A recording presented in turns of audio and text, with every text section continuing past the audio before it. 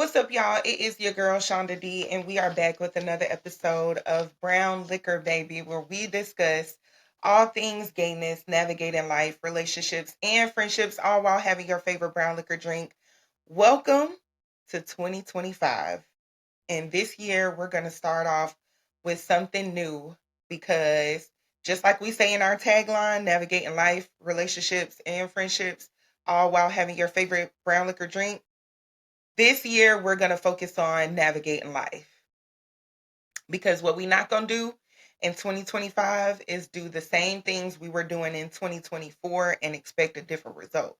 That is the literal definition of insanity, and we're not here for it. Not demure, not mindful. We're not doing that this year. So, this year, we are going to kick off 2025 with a review of Sarah Jakes Roberts' book, Power Moves. Can y'all see it? My good sis, Sarah Jakes Roberts. So yeah, we are gonna jump right into it. I'm not giving y'all the brown liquor drink of the week.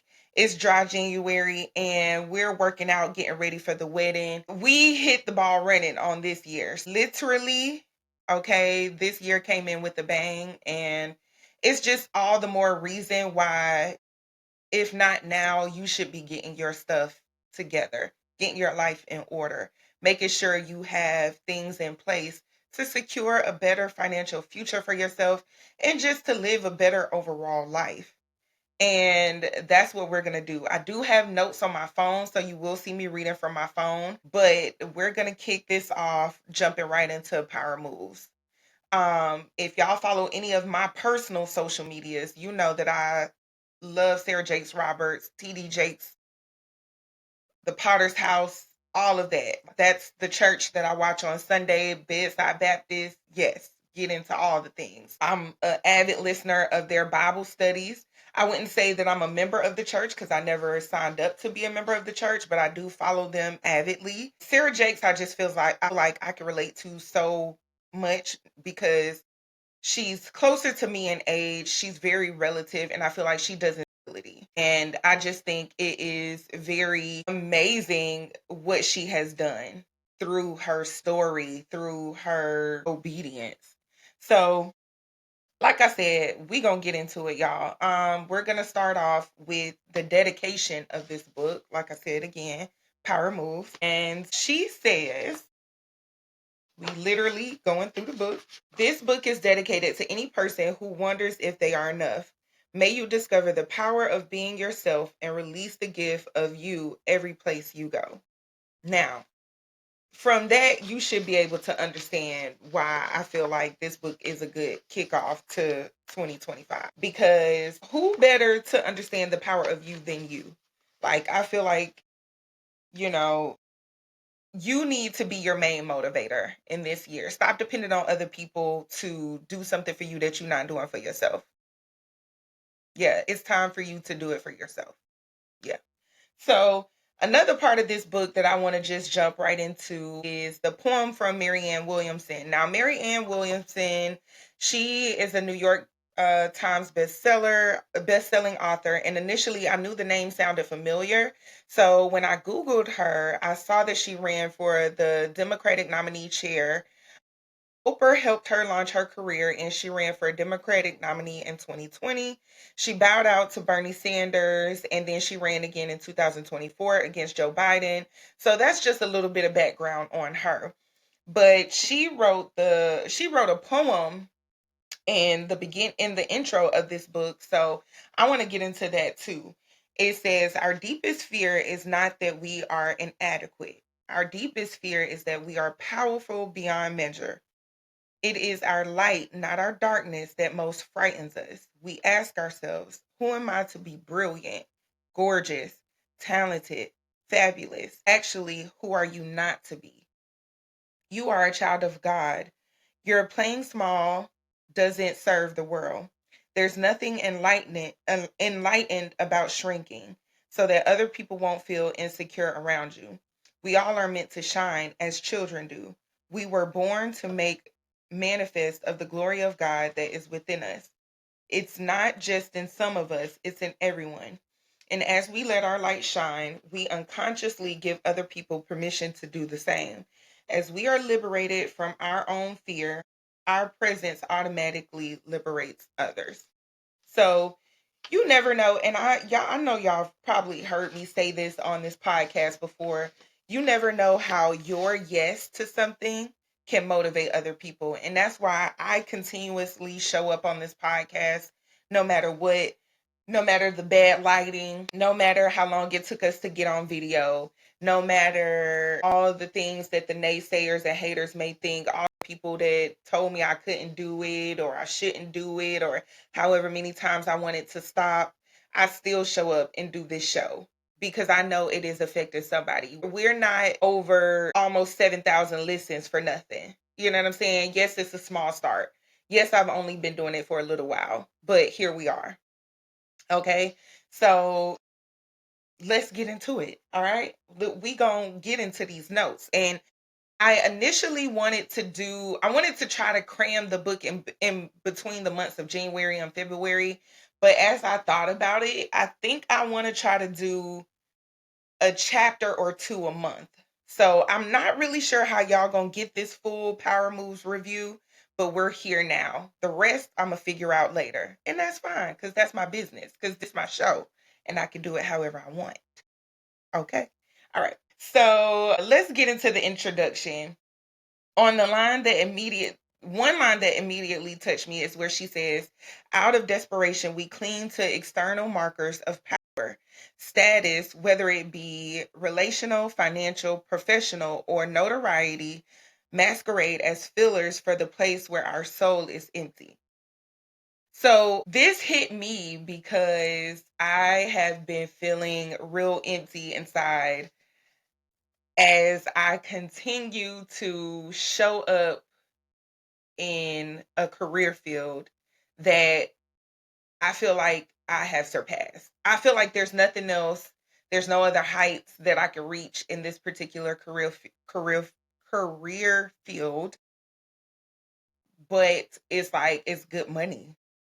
And I know what y'all are thinking, like, at some point you got to be willing to do something else to step out on faith outside of money, but I have a whole degree. And y'all know I've talked about this before, just my insecurity around starting in a new career and starting in a new field and stepping out on faith and doing something new that I've never done. And it's scary. But I feel like this year, I'm not going to have a choice.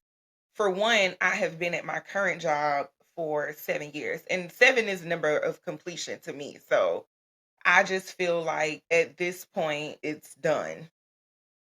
It is what it is. And my boss has told me multiple times of new opportunities coming up for me and new doors opening and new things happening, but I just don't know if that's honestly where I want to be. And that's something that I do struggle with, like real life every day.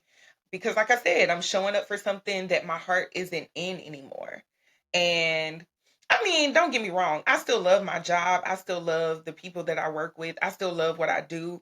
But ultimately, I feel like I'm ready for something different. Like, I hate when a job becomes mundane and kind of just like, it just feels like the same thing over and over and over and over. I don't like that.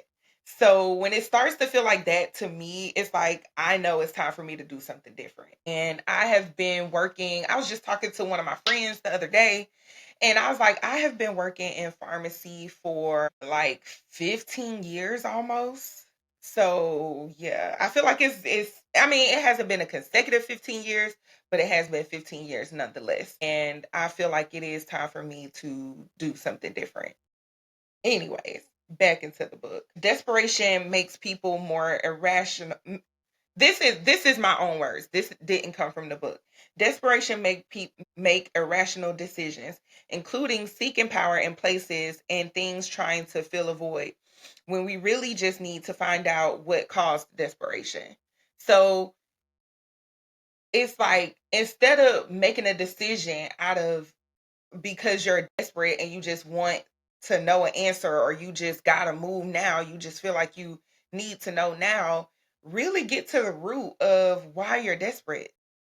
You know what I'm saying? What is that?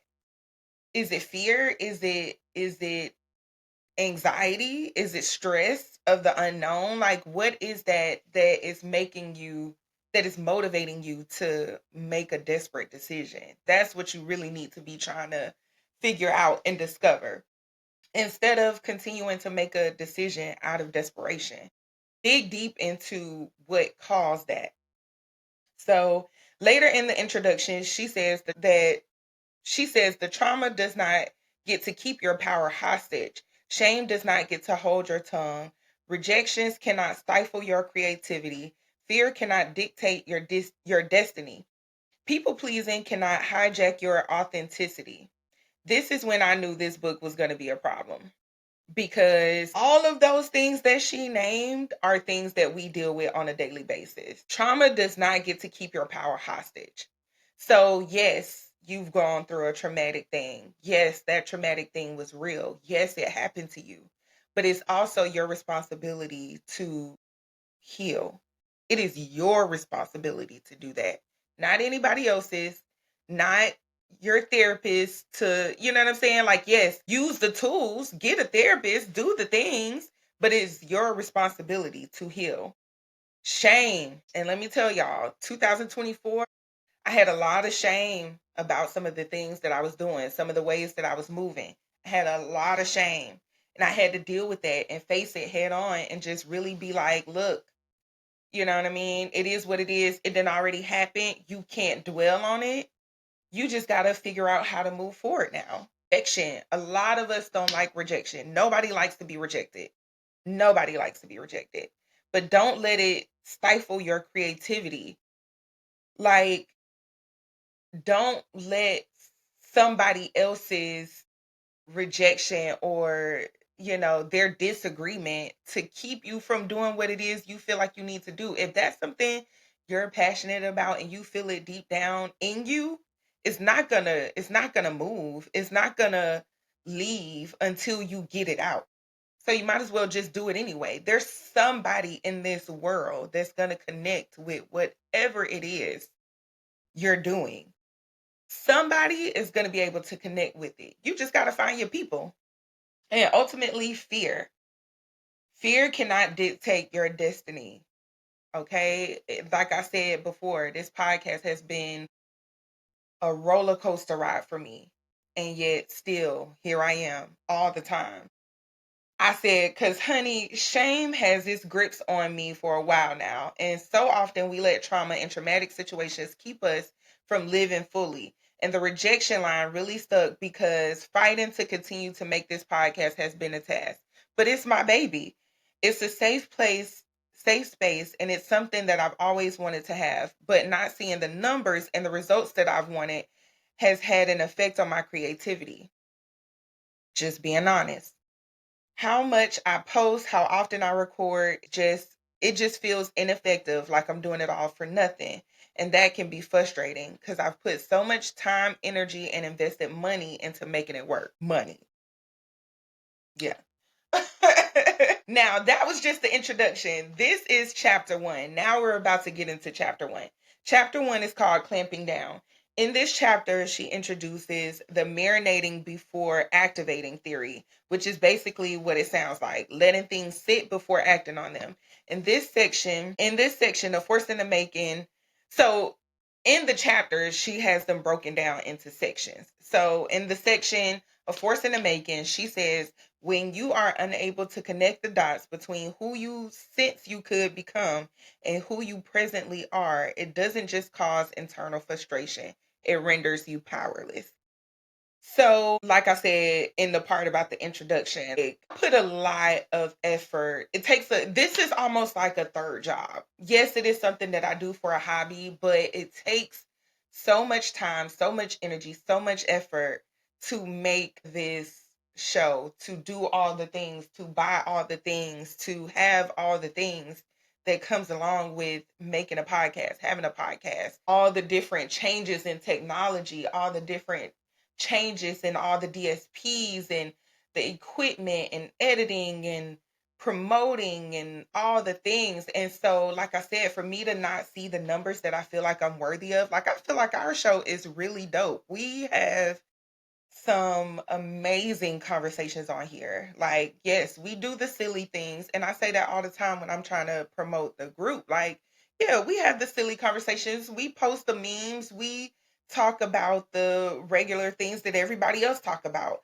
But we also have real grown adult conversations. This podcast was intended for the more mature LGBTQ plus identifying group.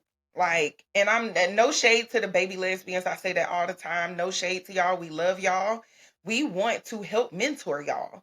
That's why, we have this show. But the conversations that we have, I do feel like sometimes are elevated above the things that baby LGBTQ plus members might be experiencing. But absolutely, listen to this show, share this show. You know what I'm saying? You're gonna get a piece of advice that's gonna help you throughout your life and throughout your relationships at some point in your life. And hopefully it sticks with you. You know what I mean? And just getting back to initially what I was saying, like not being able to see the numbers that I want, it is a little frustrating. It's a lot to deal with, and it kind of feels a little bit like rejection. But at the end of the day, like I said, this is my baby and I know I'm gonna show up for it. It's just like a real baby. You got to take care of it. You got to still nurture it. You got to still do all the things in order for the baby to grow. So here we are. Let's see. Um I already said that part. Okay, okay. It said, I wrote, I can relate to this because in so many ways, it's like I have an idea of what I need to do to get where I want to be, but it's scary because you never know if you're taking the right steps. I know that's how you learn and grow, but at this big age, it's like, who got time to make mistakes? I know I don't. Because who got time to be doing stuff over? So, like, yeah. And it's like that in any phase of your life, whether we're talking about relationships, friendships, jobs, just stepping out on faith, period. You never know if you're going to do the right thing or not. So the only way to know is to do it. So you might as well do it while you're here on this earth, while you're here on this side, this realm. You know what I'm saying? We got nothing but time, space, and opportunity. Get it done. If it fails, learn from that. You know what I'm saying? Get the lessons out of that. Figure out how you can maneuver, how you can do something different to make it better and do it again and again and again and again until you find your niche and until you figure out your sweet spot. There's nothing wrong with that. This book is full of affirmations, which is why I thought it was a great way to start off the new year. Signs that you are experiencing a loss of power. So, in the book, she gives some signs that you are experiencing a loss of power. I'm just going to give y'all three because, like I said, I want y'all to get the book. And she lists eight, but we're only going to go over, I put four of them because I want y'all to get this book, like I said. So, one sign that you are experiencing a loss of power is you choose appeasing others over advocating for yourself. Stop putting other people before you. Like, yes, I understand children, husband, wife, what have you. But it's one of those things that I had to deal with myself. Like, in order for me to really be where I want to be and have the things that I want to have and, be in a place that I feel like I'm deserving of, I got to show it for myself. Ain't nobody else going to do it for me. Nobody else. So whether that's working out, whether it's doing this show, whether it's showing up in my job, ain't nobody else going to do it for me. I got to do it for myself. Another sign that you're experiencing a loss of power is you find yourself habitually confirming two ideas that contrast sharply with what you really want or believe. So instead of doing what you think is right, you're conforming with the majority of other people because that's what everybody else say and that's what everybody else think. So you just being a follower, not a leader. You feel resentful at other people's ability to freely express themselves. So you start getting resentful when other people around you are expressing themselves because you don't feel like you can do the same thing. That's not the truth. You can express yourself just as well as the person next to you has the ability to do that same thing. You can too, sis.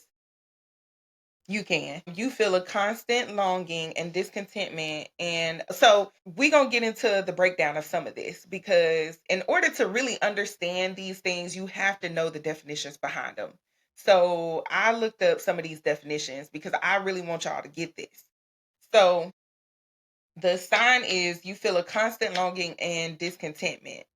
So I looked up the definition for discontentment. Discontentment is a feeling of dissatisfaction or happiness with one's life, a situation or possessions, a longing for something better than your current situation. So feel a constant longing or a feeling of dissatisfaction or happiness with your life. And that's not where we want you to be, basically. And like I said, there's absolutely nothing wrong with going to therapy, getting a therapist, journaling, doing the things. I tell y'all all the time, please get a journal. If you don't want to physically write in a journal, use your voice notes. There's even a journal app on Apple iPhone now. You can voice record in there. It's so powerful to reflect on different parts of your life, whether you start one way and finish another. It's so powerful to, like, if, say, for instance, if you voice recorded something once a month, every month for this year, and then in 2026, you went back and listened to each of those voice recordings for each month of 2026 and you can see your growth, that's motivating. That's inspiring. That is what keeps you going because you're talking about where you are at a specific time in your life and now it's a new year and either you've developed those things, you've done those things, or you didn't. And you see where you have room to grow. You see where you have room to continue to work, do the work. You know what I mean? Like that's so motivating. I tell y'all that all the time. So journal, okay? Get you a journal. And if you don't want to physically write, I like physical pen and paper, just like I like hard copy books. So anytime you see me do a book review, more than likely I'm gonna have the hard copy book. I'm not an audio book girl. I will listen to a podcast. I will listen to, all the things, but I am not an audiobook girl. I don't want to listen to no book. I want to read it. I want to flip the pages. I want to feel the book. Okay. That's just me. I'm a little old school, maybe. I don't know. But where was I? Okay. So, in this section, Backed by Power, she goes on to say whenever we become more self conscious than God conscious, pressure is applied to our flow of power. Because why you messing with what God created? You know that you should not be putting the things in your conscious before. And if you don't have discernment, it's really hard to be God conscious because it's hard to hear from God.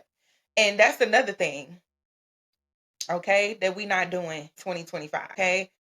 We are gonna be praying, we're gonna be doing the things, making sure we are like she said, God conscious and not self-conscious, because you need to learn how to discern when you need to be telling your business, when you don't need to be telling your business.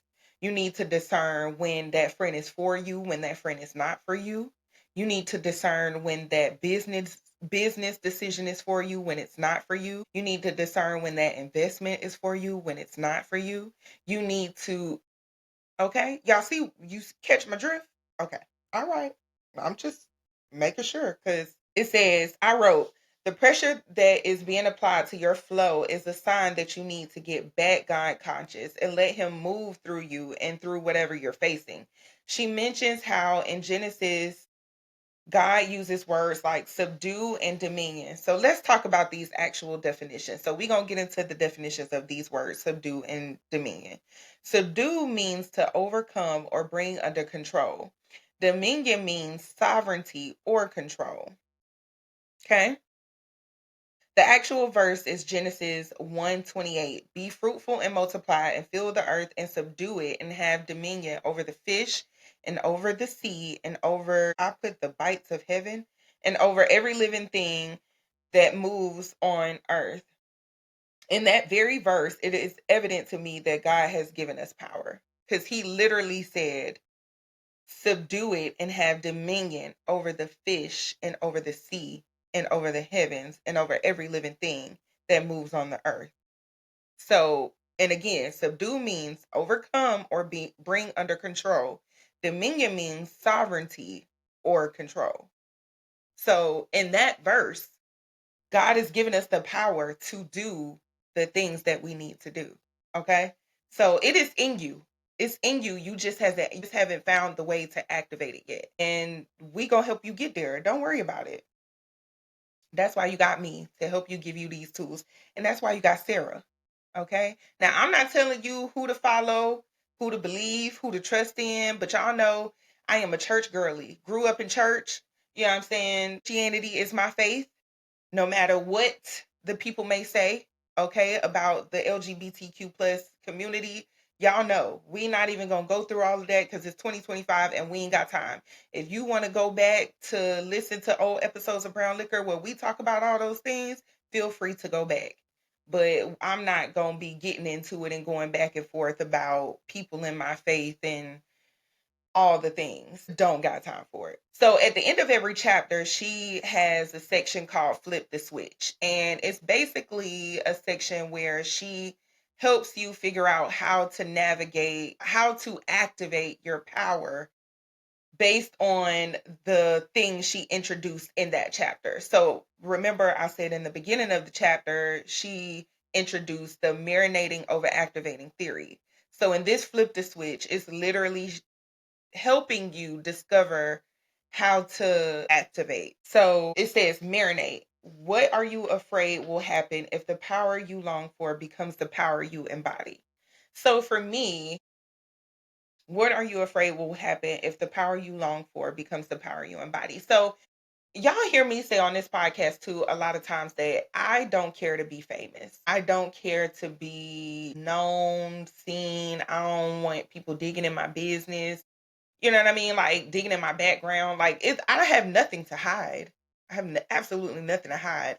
Every part of my story is meant to be a part of my story. So I'm not afraid of that. But I just don't care to be picked apart. You know what I mean? If you get what I'm saying. So if the power you I longed for became the power that I embodied, I feel like that would be a part of where I would be. Basically, like this podcast would become a talk show. It wouldn't just be a podcast anymore. We would be interviewing all the things, all the different segments that I have will be actual, you know, parts of my talk show where we talk about New Music Monday and we talk about, people like Sarah Jakes Roberts and we talk about faith and all the things and navigating life and friendships and relationships and all the things. Like that would just literally be a part of what it would become if the power I longed for became the power I embodied.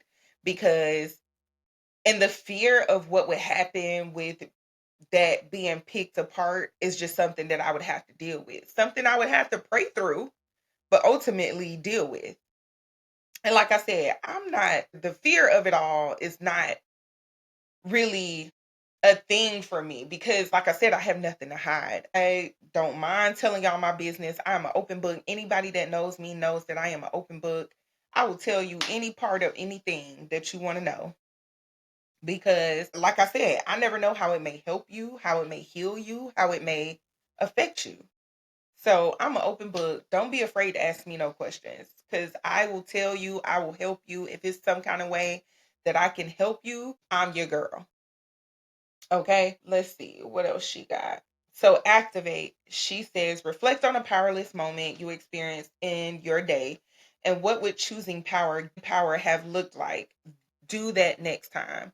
So, since I'm recording this early in the morning, I haven't really had no experiences throughout my day. But let's see, something that happened yesterday in a powerless situation that would have happened. So there was some confusion about something at work. And instead of letting it frustrate me and taking my anger or on the people that had nothing to do with it, I could have just, you know what I'm saying, walked away in that moment, came back to my desk and been the leader that I am. You know what I'm saying? And now I know, it's small things like this that you think about that you just be like, okay, now I know what to do next time. Now I know how to move next time. Now I know how to handle and face that situation next time because I know I could have handled that better. And in the midst of me training somebody, I definitely don't want them to feel like I'm being snippy or mean or rude or whatever because I need her to feel like she's a part of the team. So that's how I could have handled that next time, better next time. So at the end of every chapter, of course, because it's Sarah Jakes Roberts, she gives a prayer. So she says, well, she gives you an idea of how to guide your prayer. She doesn't give you a prayer because I feel like that's two different things. So I want to distinguish between the two. So here she says, pray, God awaken me to the ways your perfect love can lead me from a place of fear to a place of power.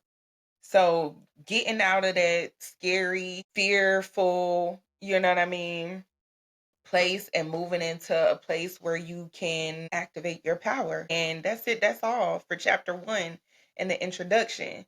And we'll be back with the rest of this book. Like I said, I don't know for sure if I'm going to try to cram it all into January and February like I initially wanted to do, or if I want to try to do a chapter a month. But either way, y'all going to get these chapters and y'all gonna learn how to move in your power because like I said, 2025 we are not doing the same things, and it's going to be more times that we review more books. It's a whole bunch of books that I want to read, so it's not going to just be about Christian books or faith-based books or whatever the case. I don't want you to think that because that's not necessarily the case. However, y'all are going to get these good details. So, with that being said, I'm going to go ahead and get up out of here. Make sure you tune in every Saturday for new episodes of Brown Liquor. Follow us on all of our social media. Join our group, Brown Liquor Lesbian Conversations, on Facebook. Come on into the room. It's not just for lesbians. Men, you guys can come in there too. There are some guys that are in our group. So come on into the room. We just had to name it that to try to attract a specific crowd. But however, the group is open to all people, all shades, all colors, all sizes. If you guys have been following, you know that me and Nikki met in a group similar to ours.